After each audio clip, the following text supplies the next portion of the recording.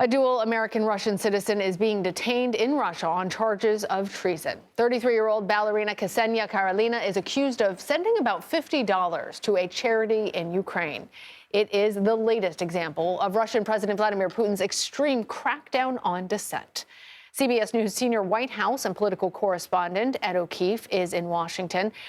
Ed, how is the White House responding to Karolina's arrest? And given that she's a dual U.S.-Russian citizen, how does that play into how the administration's thinking about this case? Well, that's a big issue, Lana, because while she's a dual U.S.-Russian citizen and the United States recognizes both of those, Russia does not. They see her as a Russian citizen. And so if she's in violation of Russian law, it's going to be harder for the United States to potentially sort out this case and be able to even see her or talk to her in any way.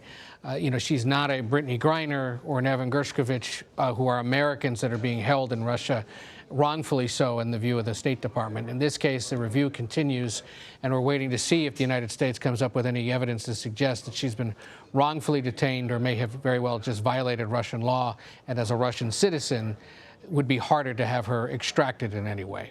Well, let's get into some of those allegations because she supposedly sent about $50 to a Ukraine-based charity organization and allegedly participated in some protests here in the United States about Russia's invasion of Ukraine.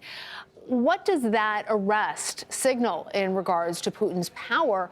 And are U.S. citizens safe traveling to Russia? No, the State Department, the White House have continued to say, unless you're a Russian holding a Russian passport, there really is no good reason right now to risk your safety and go to that country without the possibility of something like this happening to you. And so that remains the sort of standard line from U.S. officials or authorities when it comes to traveling into Russia.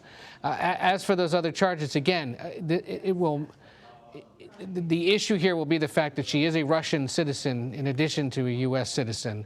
And so being able to figure out whether there's any way to declare her wrongfully detained, which is that legal standard that the State Department uses when trying to get back an American citizen, could be harder, because to break another country's laws, whether the United States agrees with them or not, is to break that other country's laws. And it would take something extreme to be able to then begin a process of getting her back, at least through official channels. So while it's something the White House, the State Department are continuing to monitor, more than anything, it may be a cautionary tale and reminder to Americans that it's not worth visiting Russia right now if you don't absolutely have to.